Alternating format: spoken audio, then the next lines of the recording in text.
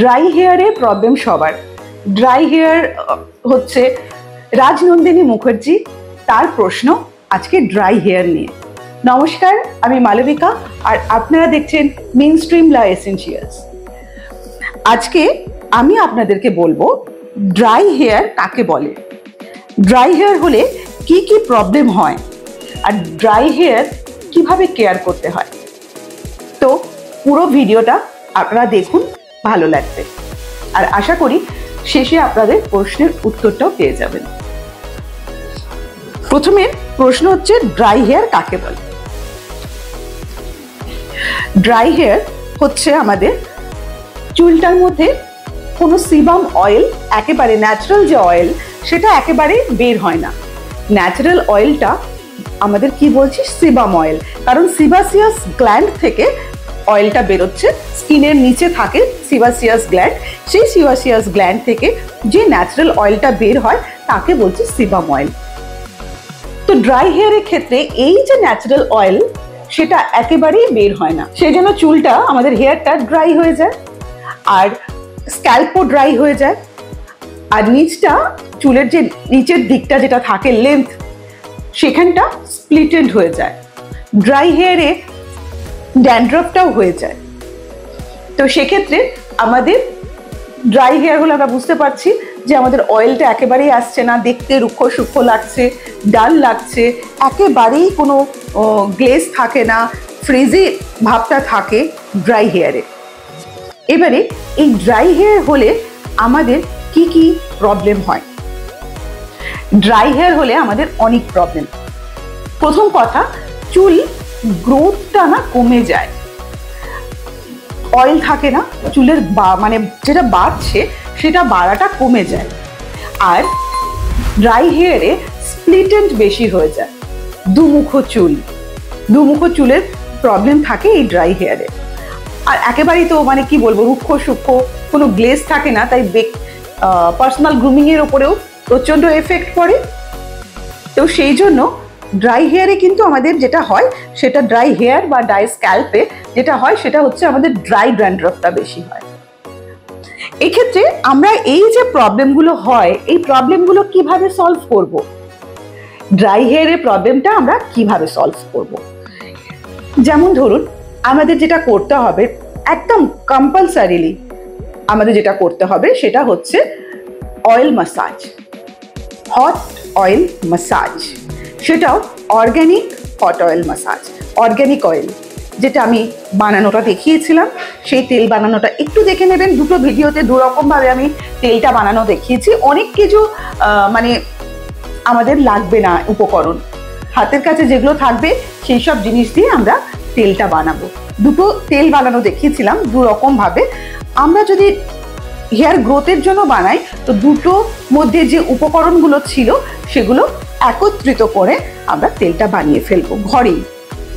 Onion অয়েলও বানাতে পারি, বলেছি আমি কিভাবে বানাতে হয়। তো সেক্ষেত্রে আমাদের এই ড্রাই হেয়ারে আমাদের সব থেকে আগে যেটা করতে হবে সেটা হচ্ছে হট অয়েল মাসাজ।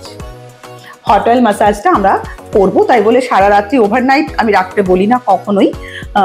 এক করতে গেলে আরেকটা হয়ে যাবে, কারণ আমরা অয়েলি ড্রাই হেয়ারে যদি সারা রাত্রি রাখি তো স্কিনের ওপরে এফেক্ট আসে। তো শ্যাম্পু করার আগে আমাদের হট অয়েল মাসাজ মাস্ট। চুলে ব্রাশ করতে হবে গুনে গুনে, সেটাও বলেছি। আমাদের দিনে অ্যান্ড রাত্রে দুবার ব্রাশ করতে হবে। ব্রাশ করলে কি হয়, আমাদের স্ক্যাল্পের মধ্যে একটা রক্ত চলাচলটা ভালোভাবে হয়, তাতে হেয়ার গ্রোথটাও হয়, হেলদি হয় হেয়ার। তো নাম্বার 1 গেল হট অয়েল মাসাজ। 2 নম্বর, আমাদের শ্যাম্পু চুজটা করতে হবে। কি ধরনের শ্যাম্পু আমরা নেব, ড্রাই হেয়ারের জন্য যে ধরনের শ্যাম্পু সেগুলো আমরা নেব। বাজারে পাওয়া যায়, অনলাইনে পাওয়া যায়, যে কোনো কোম্পানির হতে পারে যেটা ড্রাই হেয়ারের জন্য। আমি এখানে স্পেশালি কোনো কোম্পানির নাম বলতে পারি না, কারণ আপনারা দেখবেন মানে অনেক দাম দিয়ে শ্যাম্পু যদি আমরা কিনি সেটাও মানুষের কারো শ্যুট করতে পারে, আবার কম দামি শ্যাম্পু কিনলেও শ্যুট করে। তো ডিপেন্ড করছে আপনার কোনটা আপনার শ্যুট করছে তার উপরে। তো যাই হোক, আপনার ড্রাই হেয়ার যখন, তাহলে সেই বুঝে আপনি একটা শ্যাম্পু নেবেন, সেই শ্যাম্পু ইউজ করবেন।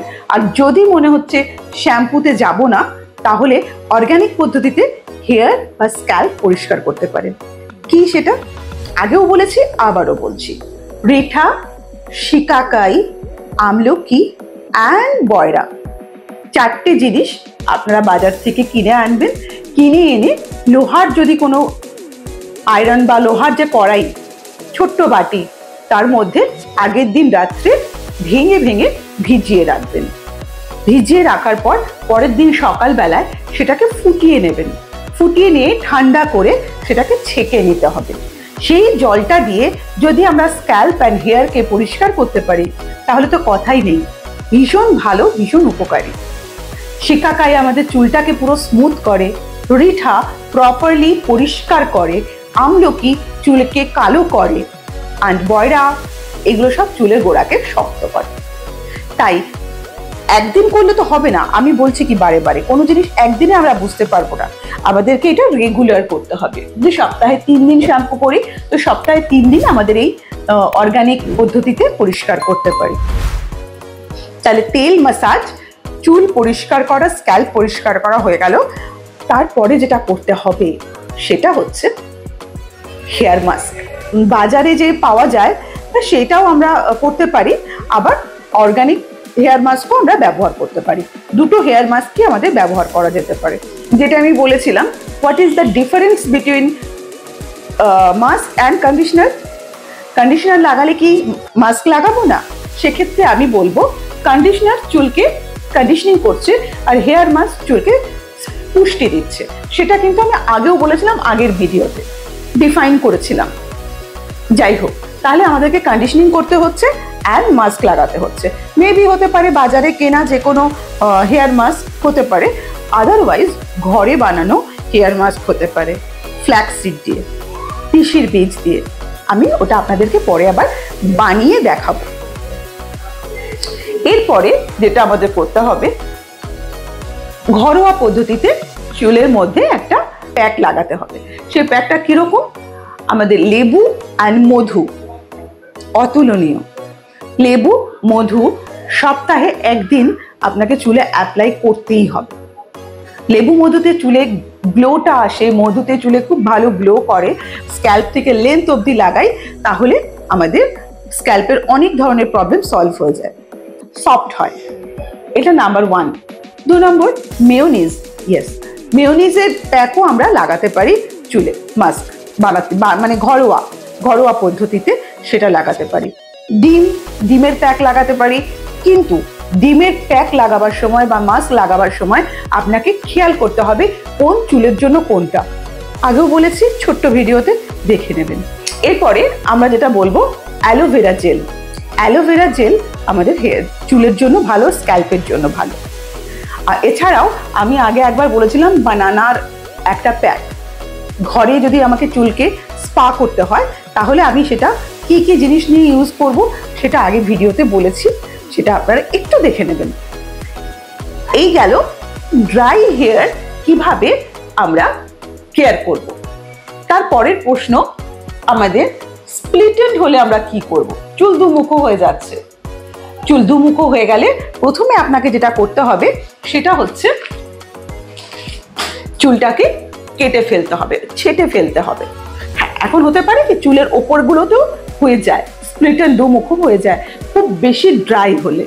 তো সেক্ষেত্রে আমাদের দেখতে হবে, হালকা হালকা করে কেটে ফেলতে হবে, ট্রিম করে ফেলতে হবে। একবারে তো হয় না, আমাদের প্রত্যেক 2 সপ্তাহ পর, 3 সপ্তাহ পর আমরা সেটাকে ছেটে ফেলবো।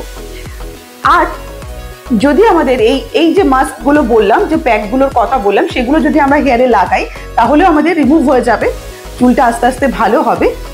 ট্রিম করতে হবে হেয়ার। আর যেটা করতে হবে, রোদ্দুরে চুল খুলে বেরোনো যাবে না। সব থেকে স্প্লিট এন্ডের শত্রু হচ্ছে রোদ। আমরা কড়া রোদে চুল খুলে বেরিয়ে গেলাম, স্প্লিট এন্ড আরো বেড়ে যাবে।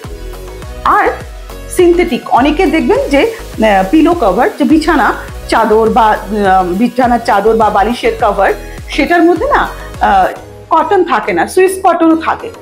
কটন ছাড়া আদার্স কটনের সঙ্গে কিছু মিক্স থাকে, সেই ধরনের কাভারে বা সেই ধরনের চাদরে শোয়া একেবারেই উচিত নয়, তাহলে আরো স্প্লিটেড হয়ে যায়। তো সেক্ষেত্রে আমি বলবো কটনের বালিশ ইয়া বালিশ পিলো কভার ইয়া বিছানার বেড কভার বা বেডশিট কটনের হতে হবে। এইগুলো করতে থাকুন রাজনন্দিনী, আপনি দেখবেন অনেকটা রেহাই পাবেন। আর চুল বাড়ছে না যদি মনে হয়, তাহলে কিন্তু আমাদের অবশ্যই অবশ্যই ট্রিম করতে হবে। কারণ ট্রিম যদি আমরা এক মাস অন্তর অন্তর, ট্রিম মানে কিন্তু কেটে ফেলা নয়, জাস্ট একটু ছেটে ফেলা, গাছ যেমন ছাঁটা হয়। ট্রিম করুন, যে জিনিসগুলো বললাম সেগুলো মেনে চলুন, দেখবেন চুল ভালো হবে। তার সাথে সাথে বেশি করে জল খেতে হবে, জল জাতীয় ফল খেতে হবে, ডায়েট ঠিকঠাক করতে হবে প্রপারলি। তো আজকে এই পর্যন্তই।